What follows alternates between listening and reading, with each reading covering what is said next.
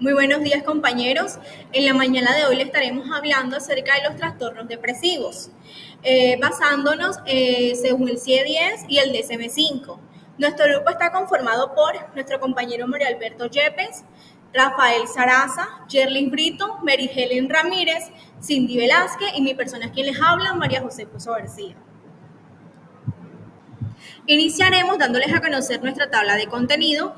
De primero tenemos la introducción, le daremos una breve introducción acerca sobre qué es el trastorno depresivo, cómo este se ve evidenciado a nivel mundial y a nivel nacional. De segundo hablaremos acerca de la temática del episodio depresivo que se encuentra dentro del CIE-10 y también en conjunto acerca del episodio depresivo recurrente que también se encuentra en el CIE-10, trastorno del humor persistentes, trastorno de desregulación destructiva del estado de ánimo. Cerraríamos con ese tema entrando pues en materia acerca de la temática que se encuentra acerca del trastorno depresivo que se encuentra pues en el CIE-10. Ahora les hablaremos o les trataremos las temáticas que se encuentran en el DSM-5, o sea, qué contenido tiene el DSM-5 del trastorno depresivo, los cuales son el trastorno depresivo mayor, trastorno depresivo persistente, trastorno disfórico premenstrual, el trastorno depresivo inducido por una sustancia o bien sea por un medicamento, el trastorno depresivo debido a otra afectación médica, otro trastorno depresivo especificado, el trastorno depresivo no especificado y por último daríamos a conclusión con los especificadores que se deben tener en cuenta, como psicólogos o como profesionales para poder catalogar o poder clasificar o de cierta manera diagnosticar al paciente de la manera más oportuna, tomando en cuenta de que si realmente se cumplen con todas estas especificaciones o si realmente cumple pues con otros trastornos. En este punto de los especificadores vamos a dar a conocer si realmente el paciente padece o presenta el trastorno depresivo por sí solo o si realmente tiene presenta algunos rasgos o características de otros trastornos, como por ejemplo el trastorno de ansiedad. Según el DSM-5, la depresión es una enfermedad que se destaca por una sensación de tristeza bastante intensa y duradera, tanto que termina pues afectando e interfiriendo la funcionalidad de la persona. Asimismo, puede presentarse o evidenciarse en la disminución del interés hacia ciertas actividades pues, que antes la persona le solía generar placer. Según la Organización Mundial de la Salud, esta problemática está afectando al 4,4% de la población mundial, ubicando pues a Colombia por encima de este promedio mundial, ya que este trastorno mental está afectando al 4,7% de los colombianos, lo cual está generando bastante preocupación en las autoridades de la salud. Ahora bien, según el F32, episodio depresivo. El paciente, pues aquí sufre un decaimiento del ánimo, presenta una reducción de su energía y disminución de su actividad. Asimismo, se deterioran las capacidades de poder disfrutar, del interés y de la concentración. También puede que se presente o empiece a evidenciarse la sensación del frecuente cansancio, e incluso después pues, de haber realizado un mínimo esfuerzo. Habitualmente el sueño también se haya perturbado, también en casos puede disminuir el apetito y casi siempre la autoestima de estas personas se encuentra afectado y la confianza que estos tienen de sí mismos. A menudo también aparecen algunas ideas pues, de culpa o de ser inútiles, sentirse inútiles e incluso de maneras leves. Siguiendo con el F32.0, el episodio depresivo leve. En lo común, pues la persona presenta de 2 a 3 de los síntomas antes mencionados en el apartado de episodio depresivo. El paciente, pues generalmente se encuentra tenso y probablemente estará apto o se sentirá apto para poder continuar con la mayoría de sus actividades, pues cotidianas. F32.1, episodio depresivo moderado. En este apartado se están presentes 4 o más de los síntomas anteriormente descritos y el paciente pues probablemente tenga o presente dificultades para poder continuar realizando sus actividades que anteriormente pues de presentar o de vivenciar este trastorno realizaba. F32.2, episodio depresivo grave sin síntomas psicóticos. Este episodio depresivo, en este caso, se presentan o se cumplen con los criterios anteriormente mencionados, pero con la diferencia de que son bastante angustiantes para el paciente. Una de las características que bastante repercute o que hace bastante énfasis este episodio depresivo sin síntomas psicóticos es que se genera la gran pérdida de autoestima en el paciente, empiezan las ideas de inutilidad, o sea, se aumentan. Y asimismo también el sentimiento de culpabilidad. También nos indica que usualmente en estos casos se presenta una cantidad de síntomas somáticos. F32.3, episodio depresivo grave con síntomas psicóticos. Este episodio depresivo es similar al anteriormente mencionado, que es el F32.2, pero con la diferencia, o más bien con la novedad, de que en este caso se presentan delirios y alucinaciones en el paciente. Asimismo, se presenta el estupor tan grave que puede implicar o imposibilitar el buen desarrollo social de las relaciones sociales del paciente. Asimismo, nos indica en este apartado que existe un gran riesgo de la vida del paciente, ya que puede acceder al suicidio o bien sea por efecto de la deshidratación. Cabe resaltarles que estas alucinaciones, estos delirios que presenta el paciente no tienen nada que ver o no son congruentes con el estado anímico del paciente. Para finalizar, tenemos el F32.8 que hace referencia a otros episodios especificados y por último el F32.9 que nos indica que existen o se dan los episodios depresivos no especificados. Bueno, el tratamiento se basa en qué tan grave es el caso y las circunstancias en las cuales se están dando el caso.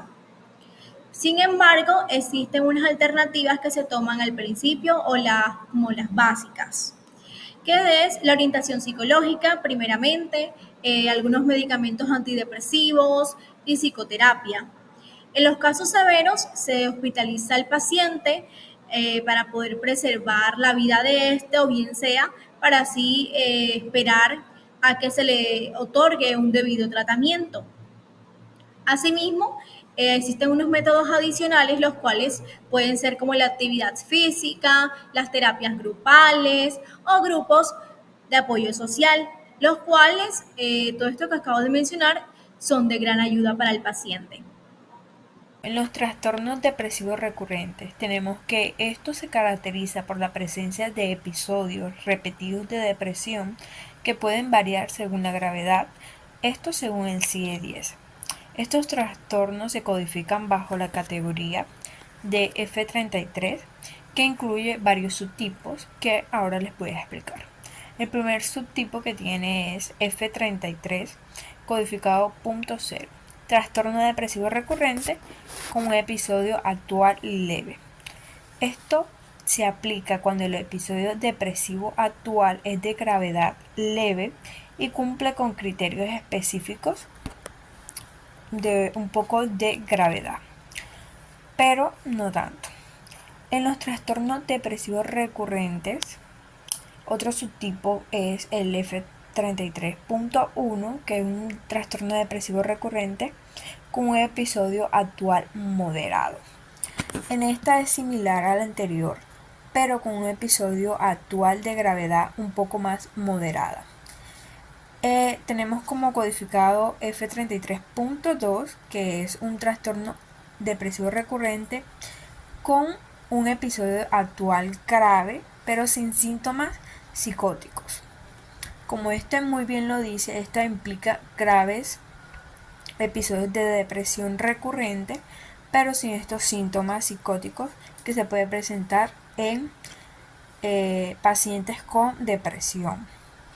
En trastorno depresivo recurrente, en otro subtipo, tenemos que es con episodio actual grave, pero esta con síntomas psicóticos. En los episodios graves de depresión recurrente, aquí incluyen síntomas psicóticos como lo son las alucinaciones o los delirios. En F33.4 tenemos que es un trastorno depresivo recurrente, pero actualmente en remisión. Se refiere a una fase en la que el paciente ha experimentado trastorno depresivo recurrente en el pasado, pero en la actualidad no está experimentando un episodio depresivo como tal. Tenemos otro subtipo que es otro trastorno depresivo recurrente, cuando esta codificación nos ayuda para categorizar otros tipos de trastornos depresivos que no se ajustan exactamente a las descripciones de los subtipos anteriores. También, por último, ya tenemos el trastorno depresivo recurrente sin especificación. Se utiliza cuando no se sabe especificar claramente el tipo de trastorno depresivo recurrente. Bueno, en esta además se proporciona información adicional sobre el trastorno depresivo recurrente, como la edad de inicio, la duración, la frecuencia de los episodios, que hay que tenerla mucho en cuenta, la recuperación completa y los factores precipitantes, como eventos estresantes que detonan esta depresión, y la prevalencia en diferentes poblaciones, incluyendo la diferencia de género, porque nos dice que esta es más común en mujeres. Este sistema de clasificación médica ayuda a los profesionales de salud a diagnosticar y tratar adecuadamente los trastornos depresivos recurrentes, considerando su gravedad y sus características específicas. Muy buenos días, mi nombre es Yerly Prito y el día de hoy vengo a hablarles acerca de los trastornos del humor afectivo persistente. Vale, primero que todo, ¿qué son? El trastorno, los trastornos del humor afectivo persistente habitualmente son fluctuantes, ya que la mayoría de ellos son episodios individuales que no son lo suficientemente graves como para ser diagnosticado o que se justifique describirlo como hipomaníaco, pero tampoco para describirlos como una depresión leve. Además de eso, eh, es todo esto debido a que ellos duran años, afectando la mayor parte de la vida adulta del paciente. Además de esto, ellos implican una incapacidad en el paciente y una gran angustia. En algunos casos de los episodios maníacos o depresivos pueden ser recurrentes o únicamente pueden aparecer presupuestos en un trastorno de afectivo persistente.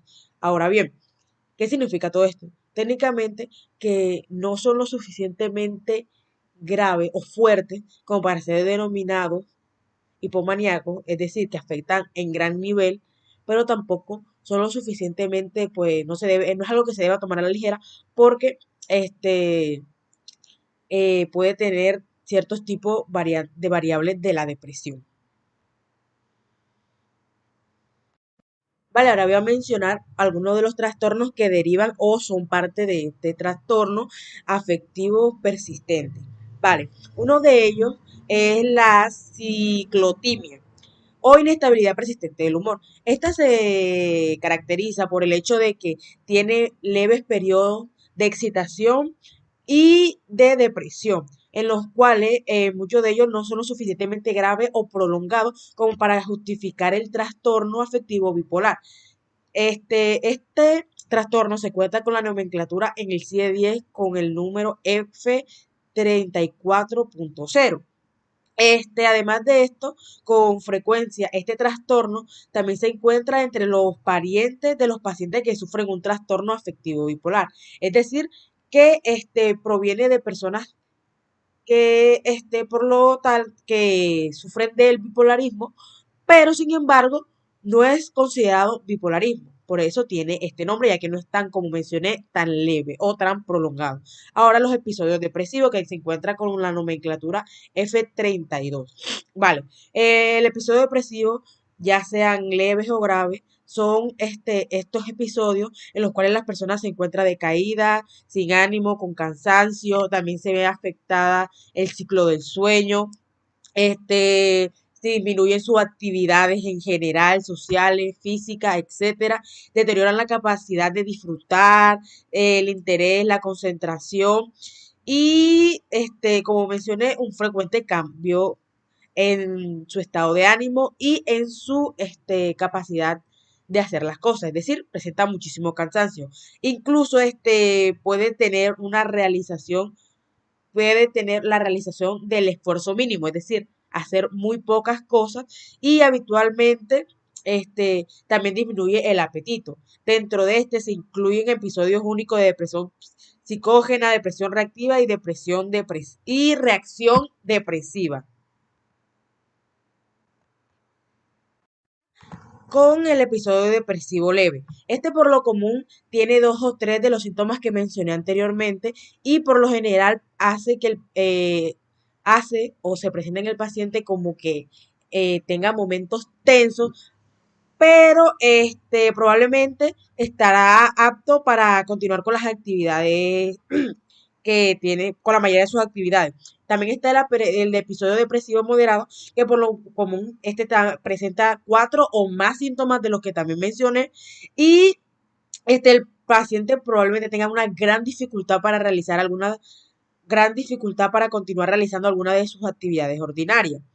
Y en el episodio depresivo grave, que aquí, sin los síntomas psicóticos, de la depresión que por lo general tiene, se ve que tiene varios síntomas característicos que son más marcados y angustiantes. ¿Por qué? Ya les mencionaré más adelante. Además de esto, se ve muy caracterizada la pérdida del apetito, la pérdida de autoestima, las ideas de inutilidad, es decir, se siente inútil, que no sirve para nada, que no sirve para nada, la culpa que tiene porque siente que por culpa de él está pasando ciertas situaciones o su familia está pasando ciertas situaciones y con frecuente las ideas y las asociaciones suicidas, es decir, tiene ideaciones suicidas o intentos de suicida.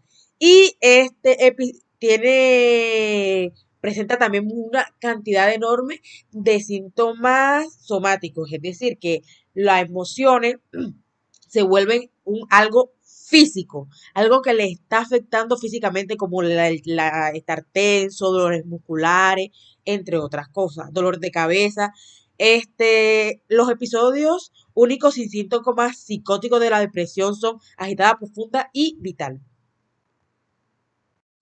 Uno de los tratamientos para los trastornos afectivos persistentes pueden ser comprender la terapia lumínica, la psicoterapia, los medicamentos y en el caso de que padezca algún trastorno bipolar, se le debe avisar al proveedor de la atención médica y al profesional de salud mental, es decir, que si tiene algunos antecedentes de familiares que sufran bipolaridad o que él haya sido diagnosticado con bipolaridad, es fundamental saber todo esto antes de recetar fototerapia o aún algún antidepresivo, ya que se debe valorar por un psiquiatra. Ahora bien, ¿por qué psicoterapia? Porque hay que ayudar al paciente y de esa manera lograr entender qué es lo que lo hace sentirse de esa forma, conocer más que todo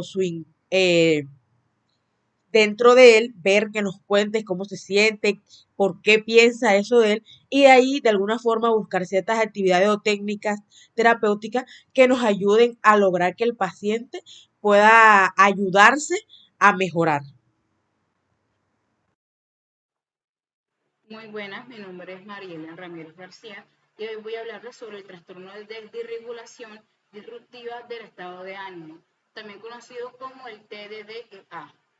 El trastorno de desregulación disruptiva del estado de ánimo, también conocido así como dije antes, el TDDA, tiende a afectar a niños y adolescentes y se tiende a manifestar en arrebatos frecuentes e intensos de irritabilidad ya sea en ira y mal temperamento. Más que todo, hay que pensar que no son como un tipo de mal genio, ya que este tipo de arranques tienden a ser más que todo, o bueno, a tener síntomas que son graves, que tienden a afectar la vida hogareña, la vida escolar y también las relaciones interpersonales con sus compañeros. Eh, este tipo de trastornos se tiende a asociar con el alto uso, ya sea de servicios médicos, hospitalizaciones, suspensiones escolares y mayor riesgo de otro tipo de trastornos que tienden a afectar el estado del ánimo. Bueno, hay que tener en cuenta que en este tipo de trastorno también se tiende a caracterizar por accesos de cóleras graves y frecuentes, y tanto ya sean verbales como comportamientos de agresión que se desproporcionan ante la situación. Este tipo de comportamientos o episodios se tienden a ocurrir al menos 3 veces o por semana durante los 12 meses del año, o pueden ser incluso más. Y el estado de ánimo que normalmente tiende a permanecer o prevalecer sería como tal el irritable. También hay que darse en cuenta de que tienden a manifestarse al menos en 2 de los 3 contextos, es decir, ya sea el hogar, escolar o de relaciones interpersonales con sus compañeros. Y al menos tiene que ser uno grave. Se tiene que tener en cuenta que se tiene que diagnosticar entre los 6 y 18 años con un inicio antes de los 6 años, excluyendo episodios que sean maníacos, y no puede tampoco consistir con otros ciertos tipos de trastornos, y no se lo puede atribuir ya sea a sustancias o afecciones médicas. Yo les voy a hablar con respecto al trastorno depresivo mayor. Cabe resaltar que tanto en el DSM-5 como en el CIE-10 no tiene nomenclatura. Este trastorno se caracteriza por tener depresión persistente o una pérdida del interés en las actividades, lo que puede causar dificultades significativas en la vida cotidiana, tanto a nivel personal, intrapersonal como a nivel social. Ahora les estaré hablando sobre los criterios diagnósticos. En el inciso A podemos encontrar que si 5 o más de los síntomas han estado presentes durante el mismo periodo de 2 semanas y representan un cambio del funcionamiento previo al que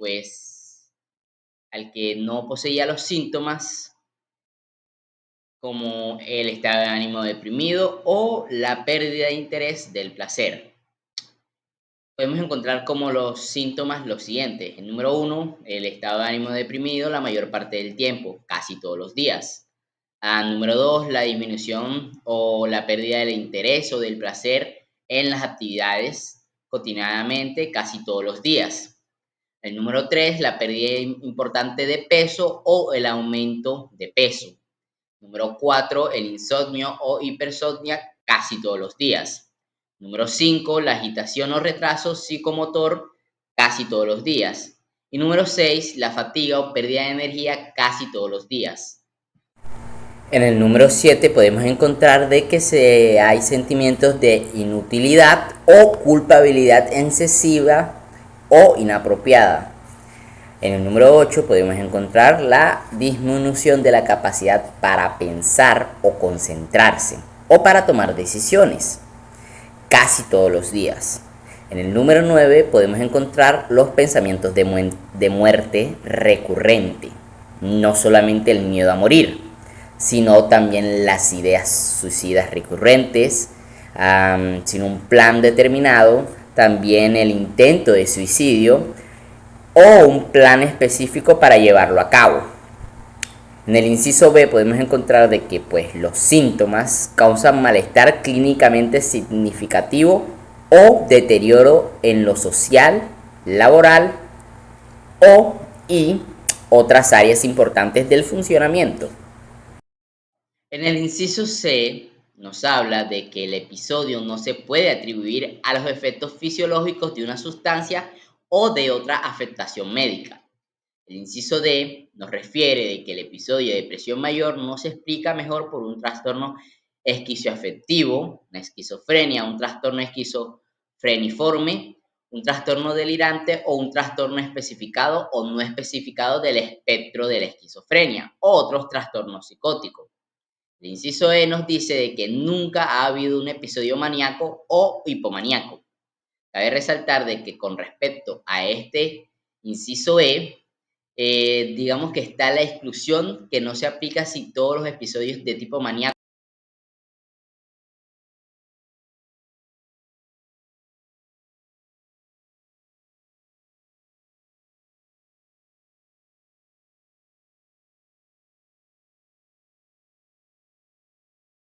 Ahora vamos a hablar de las especificaciones.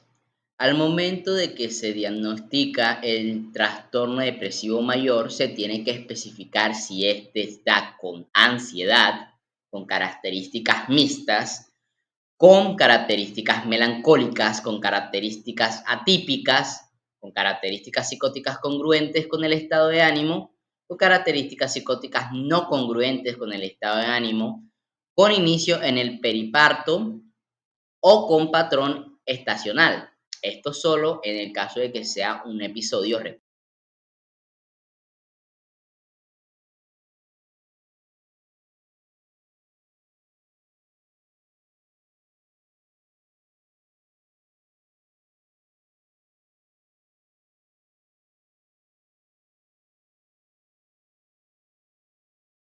Con respecto al tratamiento de este trastorno, podemos encontrar como los antidepresivos, los inhibidores de recaptación de la serotonina, los tricíclidos, la psicoterapia cognitivo-conductual.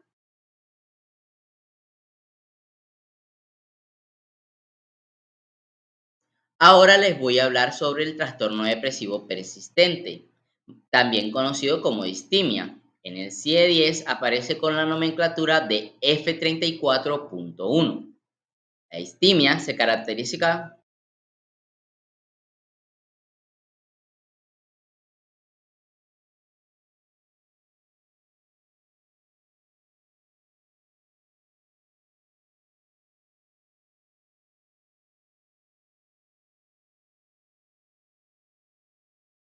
Ahora les comentaré sobre los criterios diagnósticos de la distimia. Como el inciso A nos dice que el estado de ánimo deprimido durante la mayor parte del día y presenta más días de los que está ausente, según se desprende la información subjetiva o de la observación por parte de otras personas. Esto tiene un rango de duración de mínimo 2 años. En el inciso B nos dice que se presencia durante la depresión dos o más de los siguientes síntomas. Número uno, poco apetito o sobrealimentación. Número dos, insomnio o hipersomnia. Número tres, poca energía o fatiga. Número cuatro, bajo autoestima.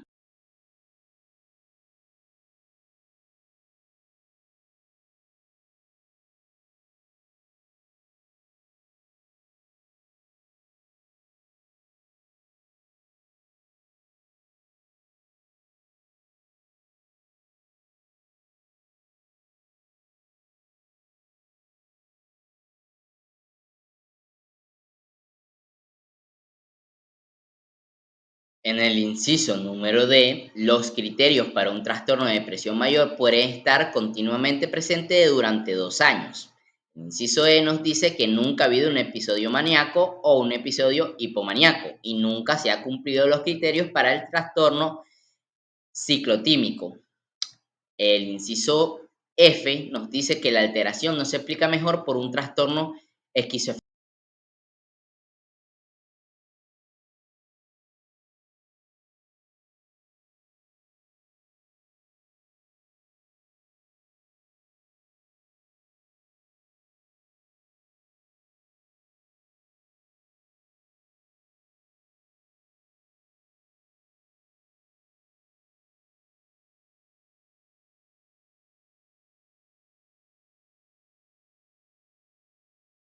Con respecto al tratamiento de este trastorno, podemos encontrar como los antidepresivos, los inhibidores de recaptación de la serotonina, los tricíclidos, la psicoterapia cognitivo-conductual.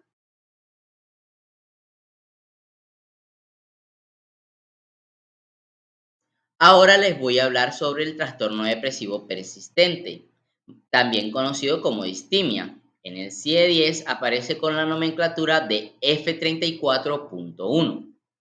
La distimia se caracteriza.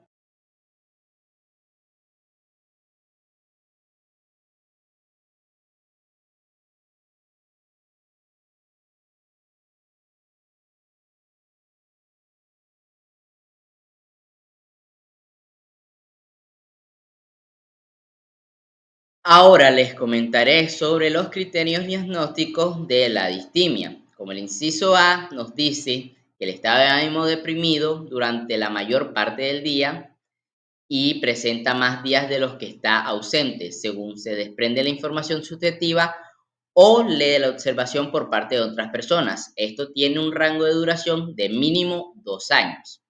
En el inciso B nos dice que se presencia durante la depresión dos o más de los siguientes síntomas. Número uno, poco apetito o sobrealimentación. Número dos, insomnio o hipersomnia. Número tres, poca energía o fatiga. Número cuatro, bajo autoestima.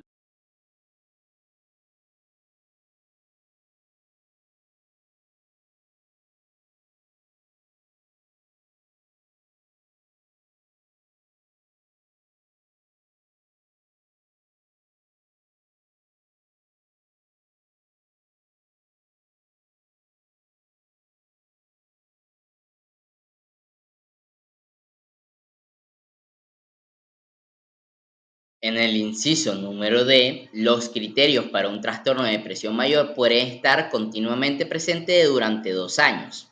El inciso E nos dice que nunca ha habido un episodio maníaco o un episodio hipomaníaco y nunca se han cumplido los criterios para el trastorno ciclotímico. El inciso F nos dice que la alteración no se explica mejor por un trastorno esquizofrénico.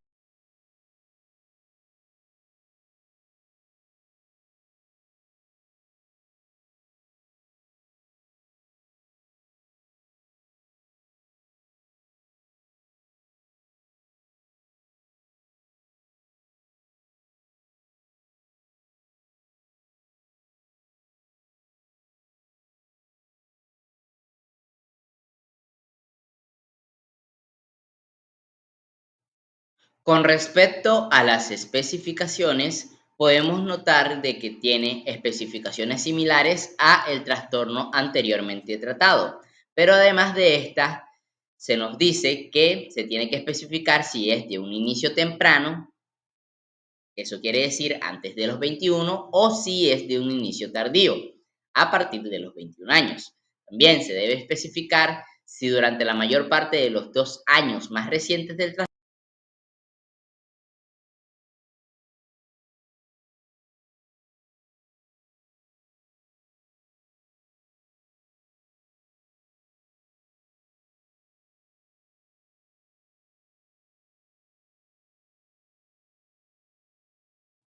Segundo, si se ha dado con episodio de depresión mayor persistente. Esto quiere decir que si se ha cumplido todos los criterios para un episodio de depresión mayor durante los 2 años anteriores.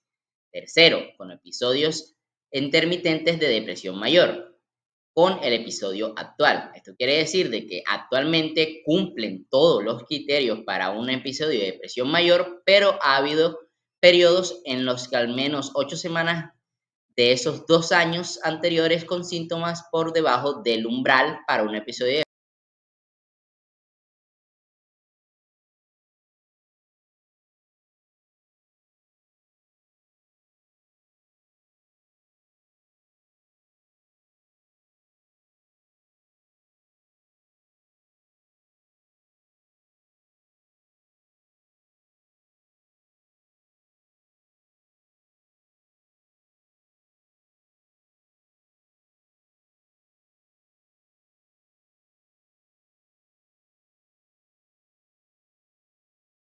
Con respecto al tratamiento, también se recomiendan los antidepresivos, los inhibidores de la recaptación de la serotonina, los tricíclidos, la psicoterapia cognitivo.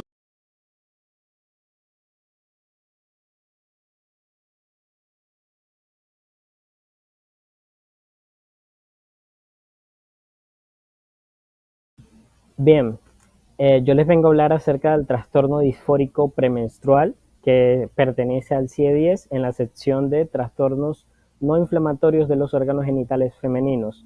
Esto hace parte desde el N80 al N98.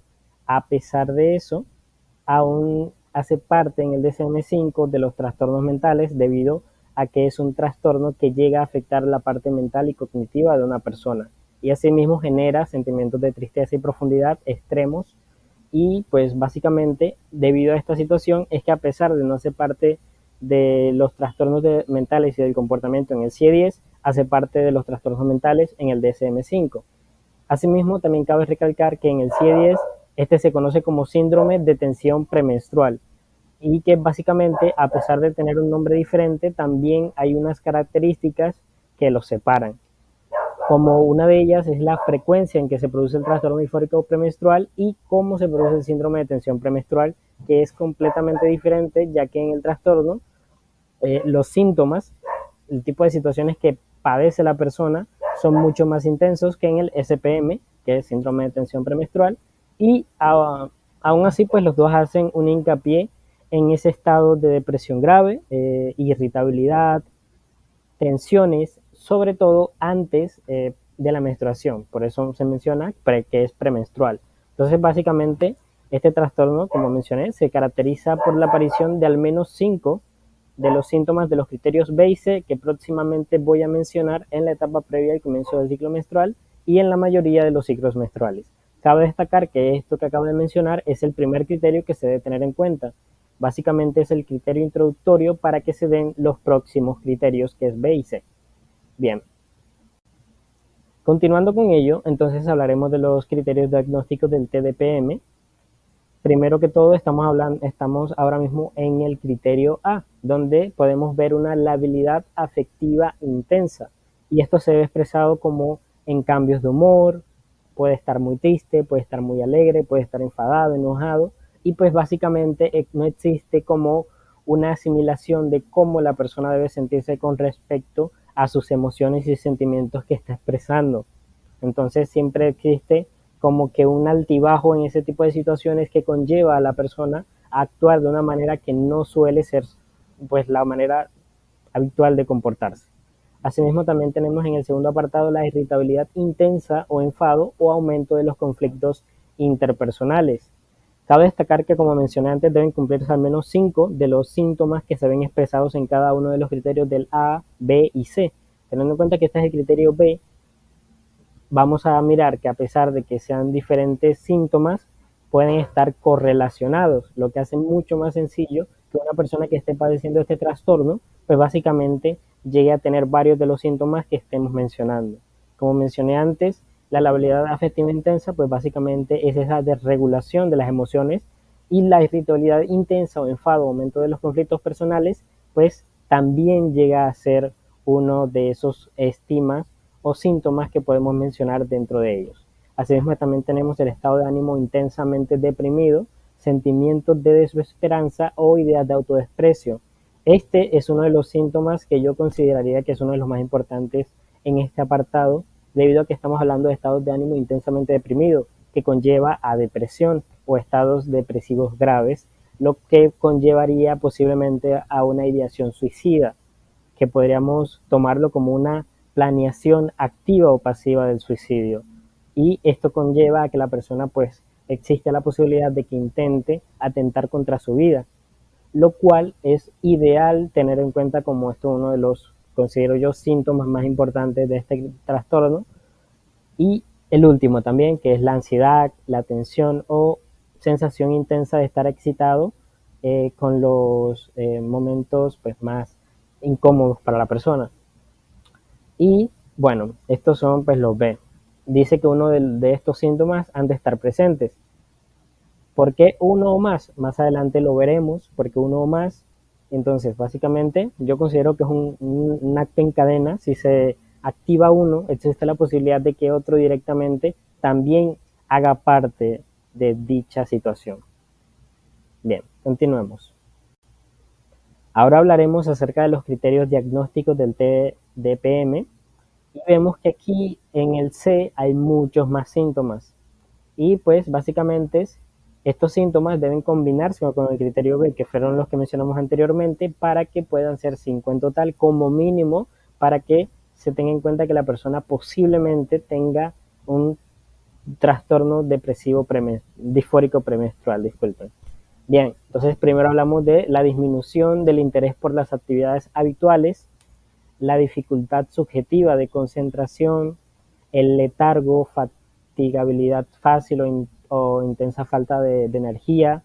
También hablamos de un importante cambio en el apetito, una sobrealimentación o el anhelo de alimentos específicos. Como vemos en este criterio, el tipo de situaciones está mucho más específica en donde se ve la actividad diaria de esa persona, digamos que cambiada o modificada moderadamente o de una manera muy agraviada, donde inclusive las demás personas lo puedan notar. Entonces también tenemos en cuenta la hipersomnia o insomnio, pues básicamente que la persona tenga estos cambios tan, eh, bueno, tan, bueno, cambios que puedan cambiar y afecten el ritmo de vida diario de esa persona y puedan, pues básicamente, interferir con sus actividades diarias. Ya hablemos del ámbito académico, del ámbito laboral, hablemos del ámbito personal, de familia, social. Entonces, en todas estas áreas, debido a este trastorno, se ve especificado sobre todo antes del ciclo de menstruación. Ahora bien, debido a que las mujeres cuando tienen ese ciclo, la etapa premenstrual, suelen tener este tipo de actividades, ¿cómo hacemos nosotros para saber si realmente estamos padeciendo este trastorno o no lo estamos haciendo? Bien, para descartar la posibilidad, para esto tiene que pasar un año completo para poder diagnosticar que realmente la persona tiene este tipo de situaciones y que pasa continuamente antes del ciclo menstrual siempre este tipo de eventualidades para que pueda diagnosticarse adecuadamente. Porque pues con que te pase una vez al mes, una vez antes de la menstruación por año, pues no es suficiente como para diagnosticarlo, ¿vale? Para tener eso en cuenta. Asimismo, también tenemos la sensación de estar agobiados sin control, los síntomas físicos como el dolor, la tumefacción mamaria, el dolor articular o muscular o la sensación de hinchazón o aumento pues del estrés. Bien, teniendo en cuenta estos criterios que acabo de mencionar, también vamos a tener en cuenta, continuando con los diferentes criterios diagnósticos del TDPM o trastorno disfórico premenstrual, tenemos que en el criterio de los síntomas se asocian sobre todo a un tipo de malestar que está clínicamente significativo e interfiere en diversas actividades, ya hablemos acerca del trabajo, la escuela o inclusive las actividades sociales que son habituales de la persona o la relación con otro tipo de individuos. Entonces, en este tipo de situaciones vemos como ejemplos, por ejemplo, la evitación de ciertas actividades sociales o inclusive la disminución de la productividad o eficiencia que tiene esa persona en el campo, el trabajo o la escuela. Si este criterio se llega a preponderar dentro de la escala necesaria para tener en cuenta el trastorno, se podría considerar como un síntoma o un criterio que haga parte de ese diagnóstico. Asimismo, también estamos hablando de la E, que es el criterio sobre la alteración y que no se considera una exacerbación de los síntomas de otro trastorno. Aquí hablamos acerca de la comorbilidad y cómo se puede descartar mediante ciertos patrones que tenemos que tener en cuenta con los síntomas que hacen el diagnóstico diferencial de este trastorno, valga la redundancia. Entonces tenemos como ejemplo el trastorno de depresión mayor, el trastorno de pánico, el trastorno depresivo persistente que es la distimia, o un trastorno de personalidad, aunque puede coexistir igualmente con cualquiera de ellos, pero uno prepondera por el otro, por lo cual se aplicaría, como se mencionaba en el DSM-4, los rasgos. Entonces tenemos que tener en cuenta ese tipo de eventualidades. Pero aún así se sabe que esto se da una semana antes del ciclo de menstruación, por lo que teniendo en cuenta eso, tenemos que también tener en cuenta las fechas cronológicas en las cuales se empiezan a presentar la sintomatología del criterio B y C y este criterio que es la E. Asimismo, hablemos del criterio F, donde menciona que el criterio A se ha de afirmar mediante evaluaciones diarias que sean prospectivas durante al menos 2 ciclos sintomáticos. También en el DSM-5 mencionan una nota que es que el diagnóstico se puede hacer de forma provisional antes de dicha confirmación. Así que tenemos ya en cuenta dos cosas. Primero, tiene que pasar un año completo para que realmente se pueda diagnosticar este trastorno, pero además de eso se puede hacer mediante evaluaciones diarias que sean prospectivas durante al menos 2 ciclos sintomáticos. Y por último, el criterio G explica acerca de que los síntomas no se pueden atribuir a los efectos fisiológicos de una sustancia, ya hablemos de drogas, un medicamento u otro tratamiento, y también se incluye la afección médica como el hipertiroidismo, entre otro tipo de enfermedades. Tenemos que tener en cuenta que las afecciones médicas básicamente es cuando un problema médico, ya sea fisiológico, mental o demás, que te esté interfiriendo de forma crónica o de forma sintomática en tu vida, puede afectar y que conlleve a que te dé una clase de depresión o síntomas de tristeza profunda e inclusive inactividad dentro de ciertas áreas.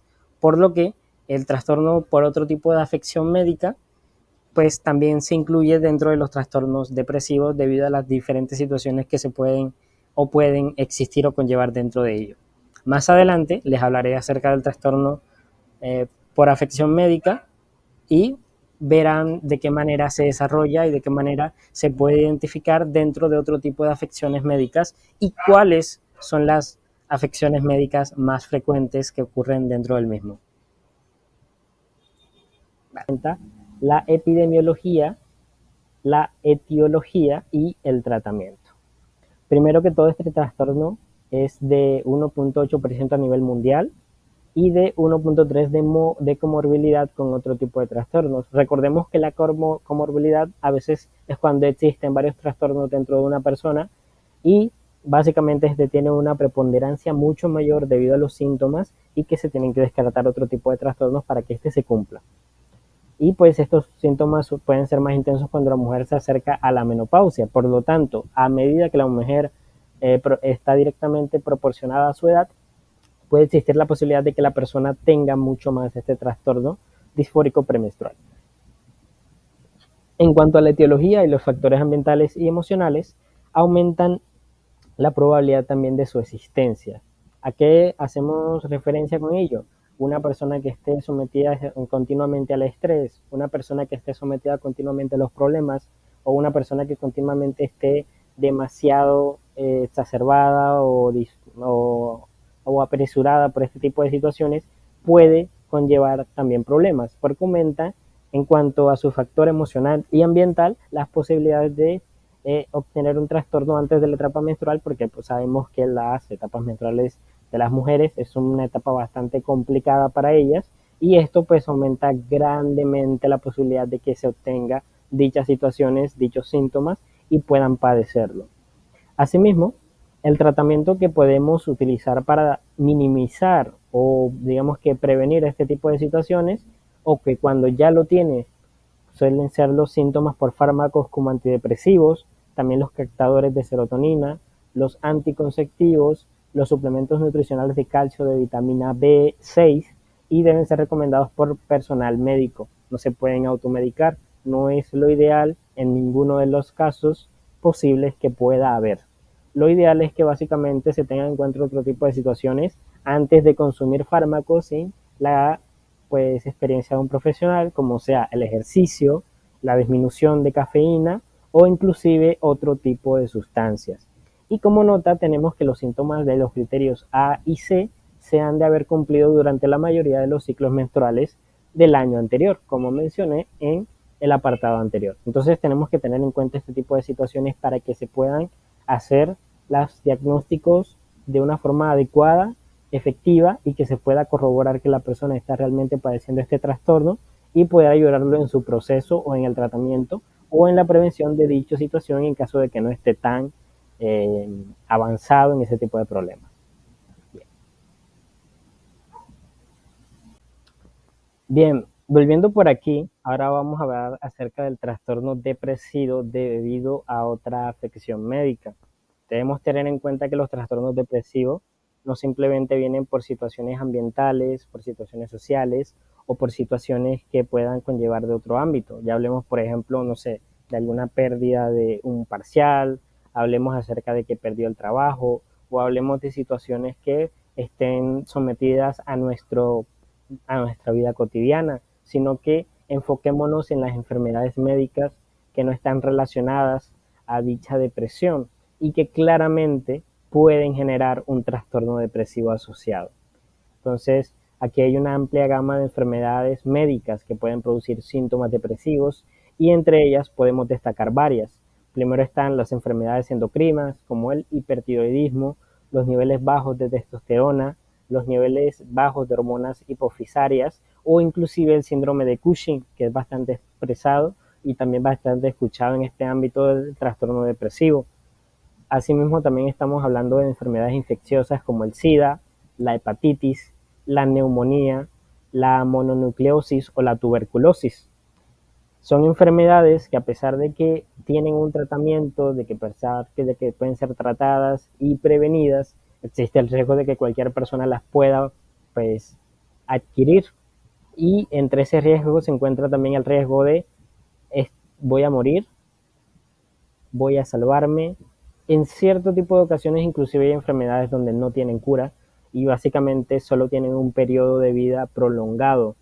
Dentro de ese periodo se pueden producir diferentes formas de reacción y entre ellas la depresión es una de las posibles.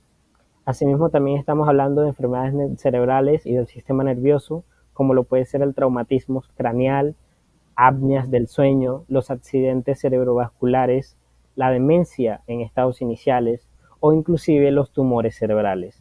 Todo este tipo de situaciones que están referentes a afecciones médicas conllevan una crisis dentro de la persona y no solo dentro de la persona, sino dentro de su círculo familiar, de todas aquellas personas que viven junto a esa persona y que también se ven afectadas por dicho tipo de situaciones. Y esto ya ni siquiera es causa de algún grupo etario en específico, sino que puede afectar a cualquier persona que se vea, digamos que dentro del área en la cual pues, puede tomar esta enfermedad, que puede ser en cualquier momento de la vida, sin importar el ciclo vital, sin importar pues, el grupo etario en el cual estás en la actualidad. Asimismo, también tenemos en cuenta en ciertas enfermedades metabólicas, como el déficit de vitamina B12, que está la anemia perniciosa como peligro debido a ese déficit.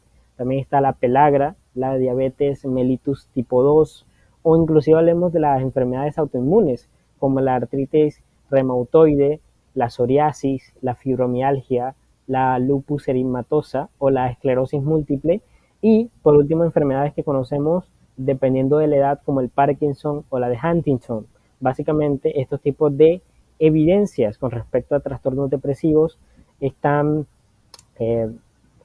existe una poca claridad acerca del porcentaje que conlleva a que si una persona posee una enfermedad de este tipo tenga trastornos depresivos, pero existe una gran capacidad de que realmente sea así, porque pues nadie se va a sentir feliz, nadie se va a sentir emocionado, nadie se va a sentir tranquilo sabiendo que tiene un tiempo prolongado de vida o sabiendo que tiene una enfermedad terminal o una enfermedad crónica o una enfermedad que pueda atentar contra su vida o una enfermedad que le va a cortar parte de su vida cotidiana, parte de su trabajo, le va a quitar tiempo a los demás, va a sentir que es una carga.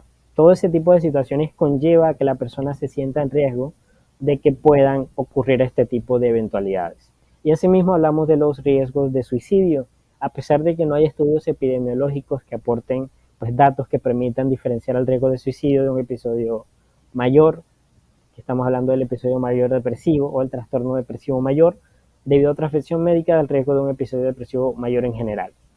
¿Por qué no hay datos que permitan diferenciar esto? Pues básicamente porque la cantidad de enfermedades que conlleva hacer ese tipo de análisis es supremamente alta como para tener un dato estadístico demasiado específico que pueda realmente calcular este tipo de situaciones y poder realmente saber si es un episodio o si es un trastorno. Porque claramente una persona que quiere una enfermedad puede tener un episodio depresivo completamente pues válido, completamente válido, o puede llegar a ser un trastorno. Y aquí es donde entra el detalle de, ¿es un trastorno o es un episodio? Entonces ahí están esos tipos de detalles. Bien, ahora hablaremos acerca de los criterios de diagnóstico del TDPAM. Realmente no sé si estas son las siglas, yo lo que las tomé pues de las iniciales de cada palabra y pues hablaremos acerca de los criterios diagnósticos.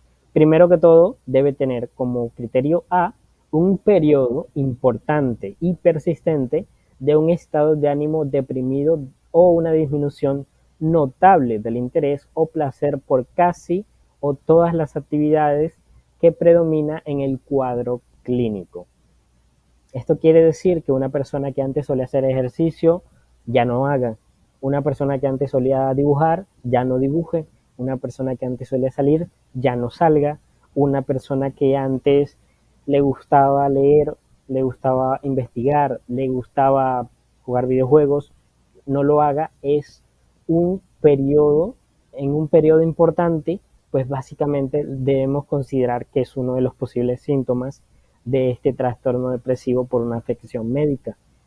También, en el criterio B, si existen pruebas a partir de la historia clínica, la exploración física o los análisis de laboratorio de que el trastorno es la consecuencia fisiopatológica directa de otra afección médica.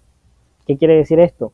Una persona que va a una consulta porque ve que su comportamiento no es ideal o que los demás le inviten a que vaya a una consulta debido a que consideran que no está actuando de la manera cotidiana, pues básicamente a través de la historia clínica que hace el psicólogo, de ese análisis y de ese diagnóstico que hará a través pues, de la historia clínica y la exploración física o el análisis de laboratorio que van a tener, se puede tener en cuenta que es una consecuencia fisiopatológica directa de otra afección médica.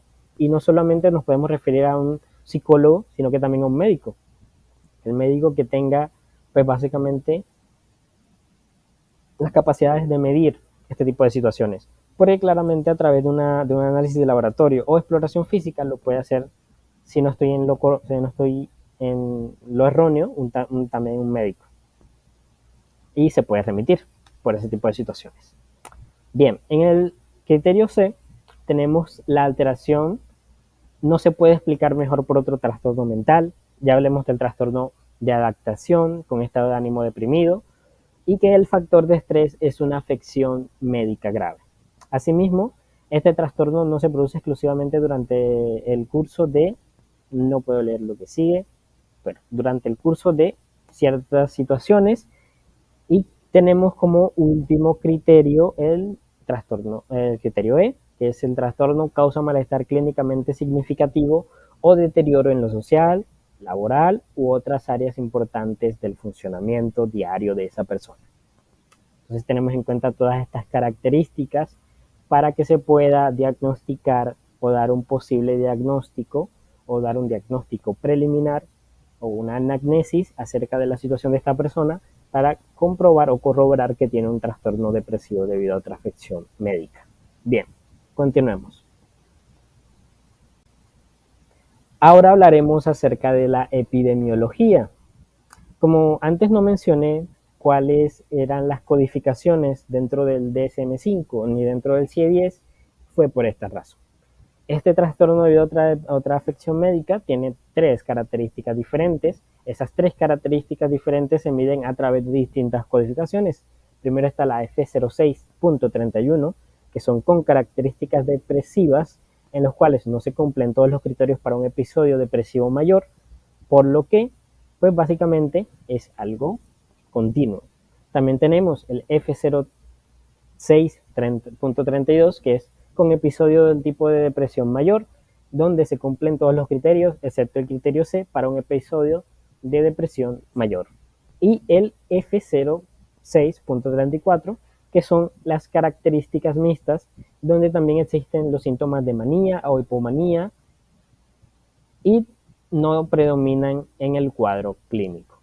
Bien, teniendo en cuenta esta, tenemos una epidemiología un poco vaga acerca de estas diferencias de géneros que corresponden con las asociadas a la afección médica general. Por ejemplo, hay algunas enfermedades en mujeres que preponderan más que en hombres y viceversa. Entonces hablemos primero que todo de la lupus eritematosa sistémico, que es más frecuente en las mujeres, y el infarto cerebral, que es más frecuente en los hombres de mediana edad que en las mujeres. Y que debido a esto puede ser algo general, que no se puede medir de una forma exacta, y no existe un porcentaje para referirnos a ello.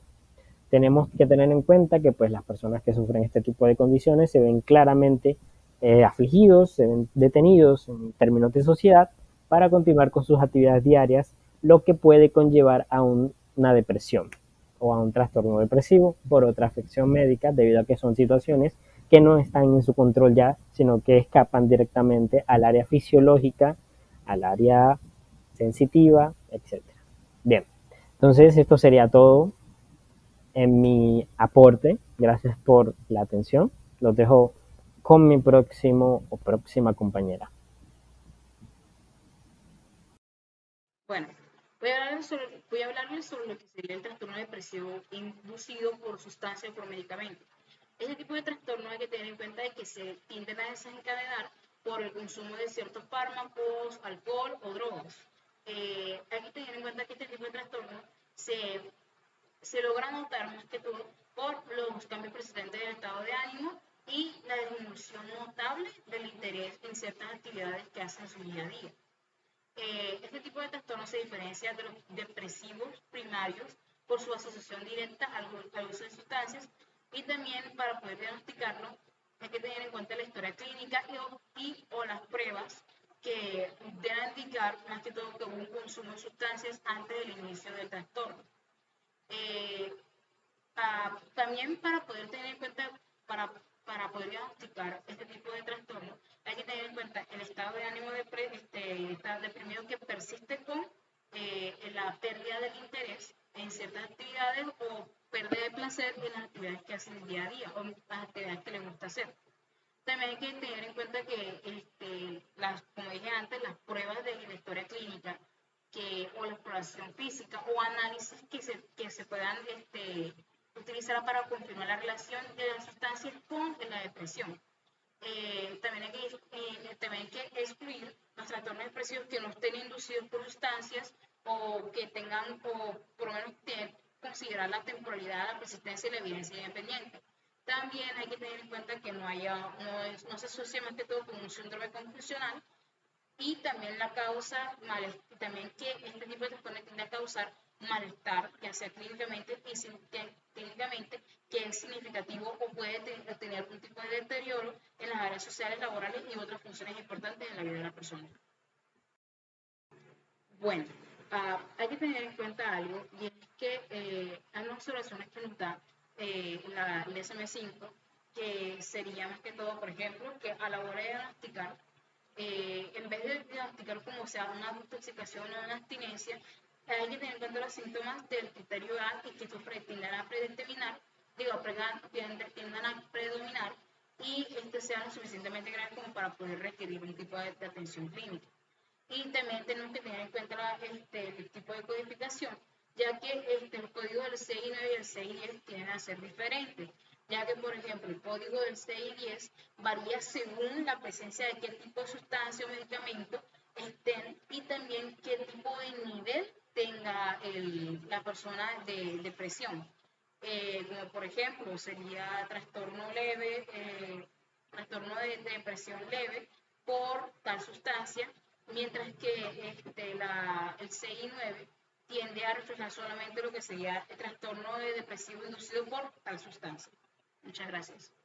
En esta categoría de otro trastorno depresivo especificado en el DSM-5, se utiliza para describir presentaciones clínicas en las que predominan los síntomas típicos de un trastorno depresivo, pero no cumplen con todos los criterios de ningún trastorno depresivo específico.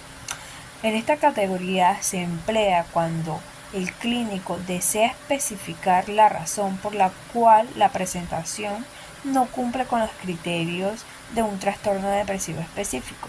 Entonces, esta busca que algunos ejemplos de las presentaciones que pueden especificar como trastorno depresivo específico incluyen, por ejemplo, depresión breve recurrente, que esta, según el DSM-5, se caracteriza por episodios de estados de ánimo deprimido y al menos 4 síntomas de depresión que ocurren durante 2 semanas o 13 días, al menos una vez al mes. No relacionados con el ciclo menstrual, porque esto es algo que hay que tener en cuenta porque incluiría otro trastorno de depresión.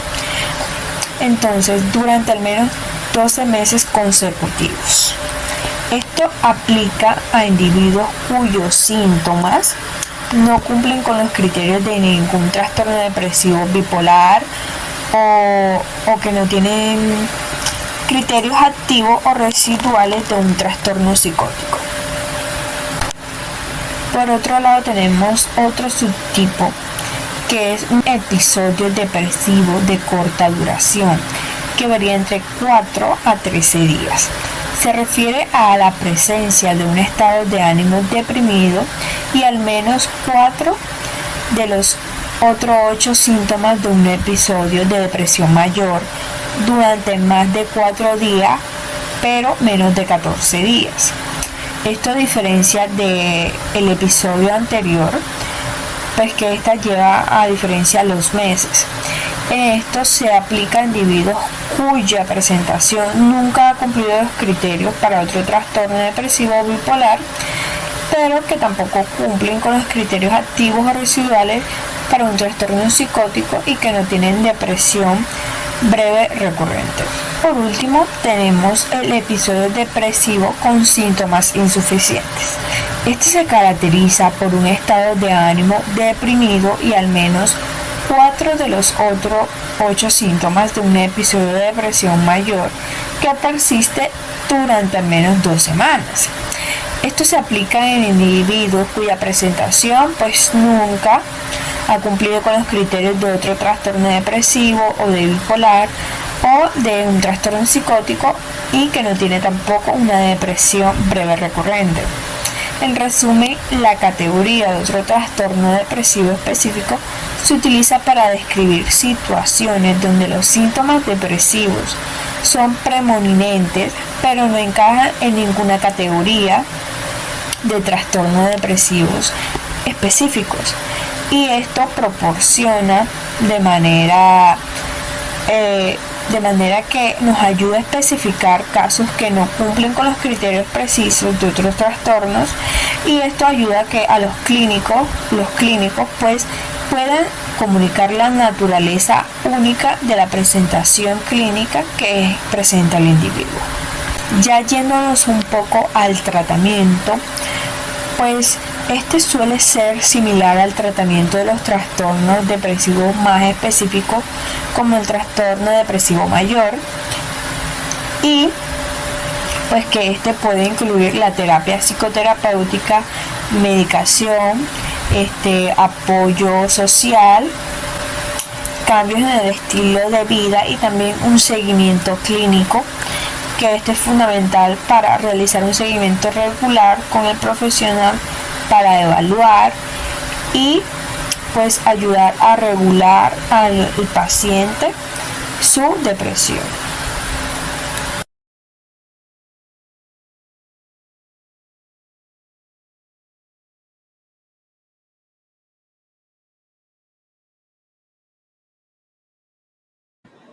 Para concluir la temática, hablaremos acerca de los especificadores que existen para poder determinar si se trata de algún trastorno depresivo o bien sea se trata de este, pero con algunas características de otro trastorno. Especificar si con ansiedad. La ansiedad se define como la presencia de 2 o más síntomas que voy a mencionar ahorita. Estos se presentan durante la mayoría de los días en el cual se está dando un episodio de depresión mayor o de un trastorno depresivo persistente. Los síntomas son si se siente nervioso el paciente, si tiene miedo a que suceda algo muy terrible, muy grave, si se siente inhabitualmente inquieto, si presenta una dificultad para poder concentrarse debido a las infinitas preocupaciones que presenta, o bien sea si el individuo tiene o siente que podría perder el control de sí mismo. Ahora bien, si presenta características mixtas. Se dice en este apartado que al menos debe cumplir 3 de los síntomas de maníaco o hipomaníaco. Sí, que van a estar presentes pues en un caso de un episodio mayor. Cabe resaltar que de este se debe presentar casi todos los días. Estos síntomas que voy a mencionar ahora mismo, que son el estado de ánimo bastante elevado, el aumento de la autoestima, un sentimiento bastante grandioso, más hablador de lo habitual, o bien sea, puede que tenga que uno que sacarle las palabras de la boca. De último, tenemos el aumento de la energía dirigida a ciertos objetos o a ciertas situaciones, bien sea en la parte laboral, escolar o bien sea en la parte sexual. También debemos especificar la gravedad actual del caso, del episodio depresivo o del trastorno depresivo, que es leve si cumple 2 síntomas, moderado si cumple 3 síntomas, moderado severo si cumple de 4 a 5 síntomas y grave si cumple de 4 a 5 síntomas, pero hay una gran interferencia, hay una gran interferencia estos síntomas en la parte social o en el funcionamiento social y laboral del individuo. Asimismo, habría que especificar si presenta alguna de las características melancólicas y ver también si estas se presentan durante el periodo más grave del episodio actual. Una de las características es si presenta pérdida de placer a todas o bien sea alguna de las actividades que solía hacer el paciente. También la falta de reactividad a estímulos que generalmente son placenteros. Es decir, que si sucede algo positivo, algo que realmente es algo bueno, la persona pues no va a sentir, no va a haber ningún cambio, ninguna reacción positiva o no va a haber un aumento del estado de ánimo de esta persona, va a seguir igual. Asimismo, también puede presentarse o hay que ver si se aplica o se presenta de 3 o más de las características que voy a mencionar a continuación, que son la depresión que acostumbra a ser peor por las mañanas, el despertar pronto por la mañana, es decir, si la persona se levanta 2 horas antes o 3 horas antes de lo habitual, a lo que esta persona suele pues despertarse. También si se presenta la pérdida de un aumento bastante notable, o bien sea si se presenta una culpabilidad, un sentimiento de culpabilidad bastante excesivo. Aplican con características atípicas cuando se presentan las características durante la mayoría de los días del episodio de depresión mayor, bien sea el actual o pues bien sea el más reciente que haya tenido o posiblemente o también aplica a trastornos depresivos persistentes. Las características que se denotan en este caso es que se presenta el aumento del estado de ánimo cuando se encuentra o la persona se ve que pasa algo positivo en su vida y realmente se anima con este evento positivo. De hecho, sería como que lo contrario a lo que acabo de mencionar ahorita con las características melancólicas. Es lo totalmente contrario a este punto, este criterio a tomar. Asimismo, hay que tomar en cuenta si se cumplen 2 o más criterios de las características que voy a mencionar a continuación, que son el notable aumento de peso o del apetito, bien sea la hipersomnia, si hay una sensación de pesadez en los brazos o bien sea en las piernas, si existe un patrón prolongado de un sentimiento de miedo a que las personas te rechacen, lo cual puede causar o puede generar un deterioro social o bien sea también un deterioro laboral bastante importante para el paciente. Y concluyendo con las características atípicas, hay que resaltarles que estos criterios que acabo de mencionar anteriormente